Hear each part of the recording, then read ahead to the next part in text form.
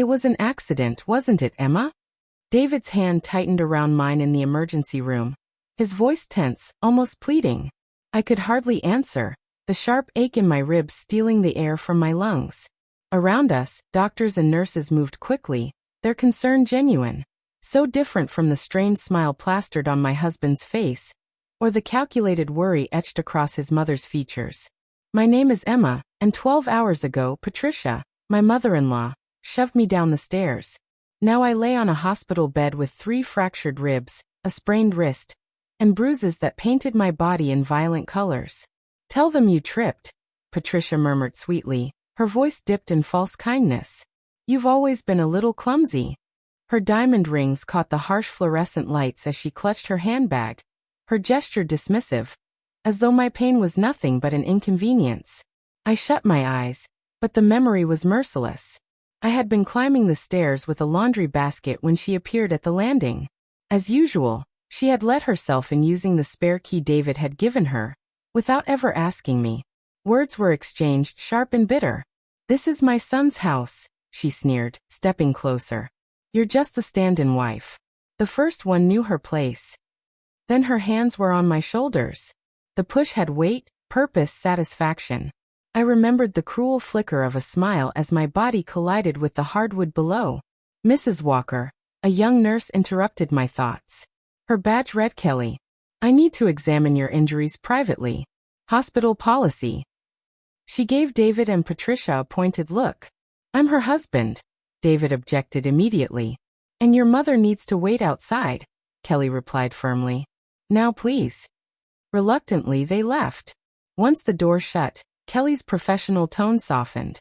Emma, I need the truth. These injuries. Yes, they could be from a fall. But they look more like someone pushed you. Did someone?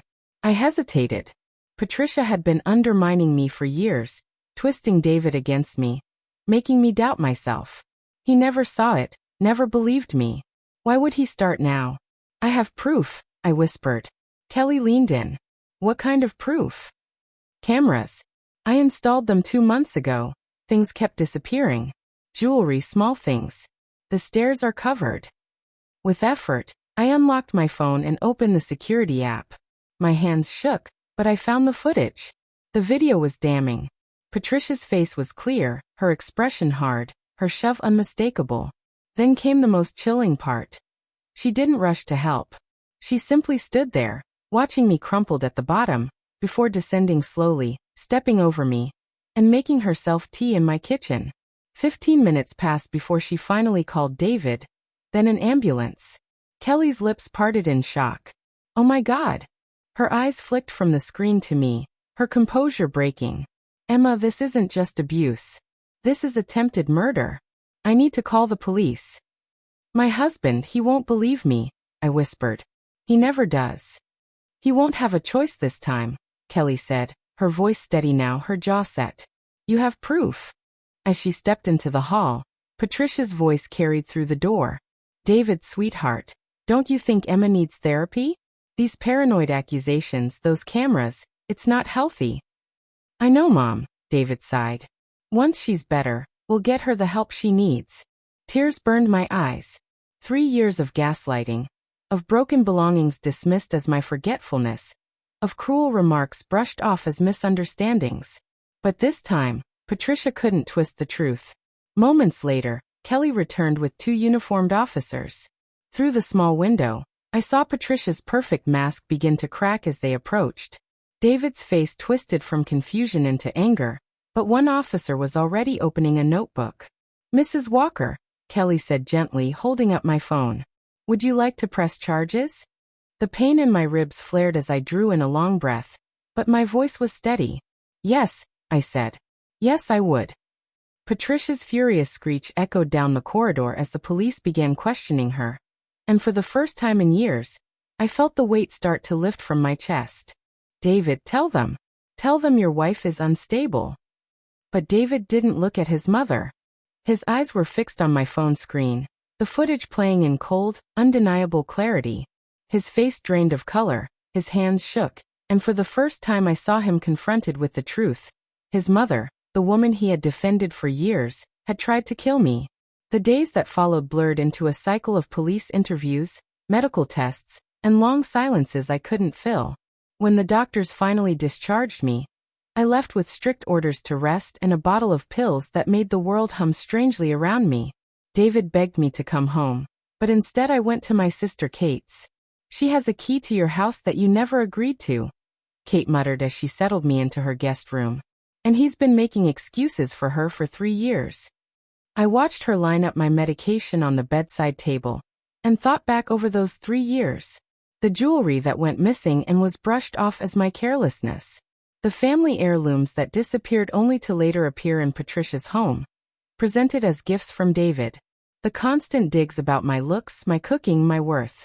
Always defended with the same line, "Mom's just trying to help." My phone buzzed. A message from David. "Please come home. We need to talk. Mom's been arrested, and they're treating her like a criminal." "She is a criminal," Kate snapped, peering over my shoulder. "She literally tried to murder you." The preliminary hearing was set within the week, and the evidence was damning. Not only the security footage, but medical reports proving Patricia had delayed calling for help. Detective Martinez, a sharp-eyed, no-nonsense woman, had more to show me.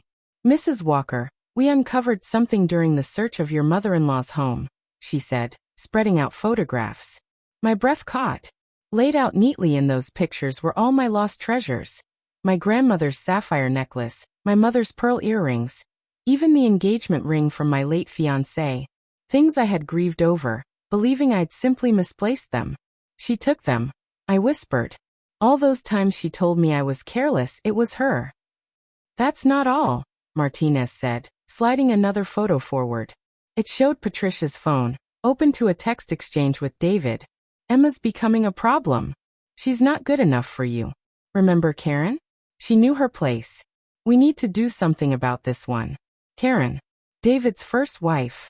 The woman who had accidentally fallen down the stairs 5 years ago. She had survived but fled, divorcing David and cutting all contact. "We've reached out to Karen," Martinez told me quietly. "She's willing to testify." The weight of it nearly knocked the air from my lungs. This wasn't just me. This had happened before. And David, had he known all along? That evening, David came to Kate's house. He looked wrecked, unshaven, clothes crumpled, eyes bloodshot. "Emma, please," he begged when I agreed to meet him on the porch. "You have to understand. Ma's sick. She needs help, not prison. If you'd just drop the charges." "Did you know about Karen?" I cut in. "Did you know what your mother did to her?" His silence said everything. "They found my things, David. Everything she stole. Everything you told me I lost. They found her texts about me being a problem. About needing to do something about me." My voice was steady, though my hands shook. "I never thought she'd actually hurt you," he whispered desperately. "She's my mother, and you're my wife. And you chose her over me every single time." I snapped, years of swallowed rage breaking free. "You gave her a key to our house without asking me. You dismissed every fear I had. You stood by while she belittled me, stole from me, and tore me down piece by piece, and you did nothing." "Emma, no please. I'm done." I cut him off. "The police are reopening Karen's case. Your mother will finally face the consequences for what she's done. And so will you." His brow furrowed. "What does that mean?" I pulled an envelope from my pocket and handed it to him. "It means I'm pressing charges against your mother for attempted murder and theft. And I'm divorcing you, for conspiracy and years of emotional abuse." He stared at the papers, his face going pale. "You can't do this. We can fix this once Mom gets help." But his words meant nothing anymore. For the first time in years, I was finally choosing myself. Your mother shoved me down the stairs, then just stood there, watching me writhe in pain for 15 long minutes before finally calling for help. "And you?" I gave a sharp, bitter laugh. "You dismissed me, told me I was paranoid and needed therapy. Well, David, guess what? I wasn't paranoid. The cameras I hid proved every word." I straightened up despite the stabbing ache in my ribs. "The detective uncovered your mother's diary, David. Page after page describing how she got rid of Karen. How I was next on her list. And your messages to her? They weren't innocent. Just encouragement for her twisted, protective behavior. Your face crumpled then, the polished mask of the loyal husband finally breaking apart. I'll lose everything. My career, my reputation. You should have thought of that before you chose your mother over your wife's safety. Not once, but twice. I turned to step back inside, then paused. Oh, and David? I'm keeping the house. Turns out, attempted murder of a daughter-in-law makes property claims a bit complicated. Have your lawyer contact mine. I closed the door on his stunned expression. My back pressed against the wood as Kate wrapped her arms around me. You did it, she whispered. For the first time since my fall, I drew a deep breath that didn't hurt. The truth was finally out. Neither Patricia nor David could ever touch me again. 6 months later, I sat in the courtroom as Patricia's carefully constructed mask cracked. The judge sentenced her to 15 years, attempted murder, theft, and the newly reopened case with Karen. The evidence had buried her. The security footage, the diary, Karen's testimony. She told me I wasn't good enough for her son, Karen said on the stand, her voice trembling but firm. After months of torment, she shoved me down the same stairs. When I told David, he said I was confused from the injury. That's when I knew I had to leave. David didn't escape unscathed either. His texts, his history of enabling, sealed his fate. His law career collapsed as the scandal spread, his reputation gone. Our divorce was finalized months ago. He ended up with probation, 5 years of it, plus mandatory counseling. As Patricia was led away, she turned toward me, eyes full of venom. Yet behind it lurked something else. Defeat. She had lost everything. Her freedom, her status, her control. You did the right thing, Detective Martinez said softly as we left. 3 more women have come forward after hearing your story. You've started something. Those women stayed on my mind as I drove back to my house. My house, renovated, free of Patricia's shadow. The very first change I made after the divorce was rebuilding the staircase. Not out of fear, but as a symbol of reclaiming what was mine. The cameras stayed too, quiet reminders that my instincts had saved me. Kate helped me redecorate, stripping away every trace of Patricia's taste. The jewelry she stole from me now sat in my bedroom where it belonged. My grandmother's sapphire necklace sparkled in the light, no longer hidden in Patricia's jewelry box. The doorbell rang. Karen arrived, right on time for our weekly coffee. We'd become close friends through the trial, our shared scars binding us. The place looks beautiful, she said, settling into my new couch. So different from when everything had to please her. I handed her a mug. I know. Back then, everything had to be beige and proper. Now, it's whatever makes me happy. She smiled, running her fingers along a bright throw pillow. I did the same thing. Painted my whole apartment purple, just because I could. David hated purple. We exchanged a knowing look. Those small rebellions were our way of taking our lives back. Oh, have you heard? Karen pulled out her phone. There's a new support group forming for women dealing with abusive in-laws. They want us to speak at the first meeting. The website she showed me read, Breaking the Silence, Recognizing and Responding to In-Law Abuse. It was full of resources, warning signs, survivor stories. We should do it, I said, surprising myself with how strongly I felt it. If I'd known others went through this, I might have installed those cameras sooner. Karen grinned. Speaking of cameras, the company that made yours? They want to feature your story in their new campaign. Sales have tripled since the news broke. I laughed, imagining Patricia's fury. She always despised technology. Now she had become a cautionary tale. That evening, after Karen left, I stood in my kitchen, decorated and arranged entirely by me. Peace settled over me like a warm blanket. The news kept calling my case a turning point in recognizing in-law abuse. But for me it was simpler. I had listened to myself, protected myself, refused to be silenced. My phone buzzed. A message from Detective Martinez. Another case today. A woman installed cameras after hearing your story. Caught her mother-in-law tampering with her meds. She's safe now. Thought you'd want to know. I smiled, running my hand along my countertop. Patricia once mocked my taste in decor. Now every bright color felt like a declaration of victory. I'd learned that happy endings don't always come from forgiveness or reconciliation. Sometimes they come from breaking free, finding your own voice, and helping others do the same.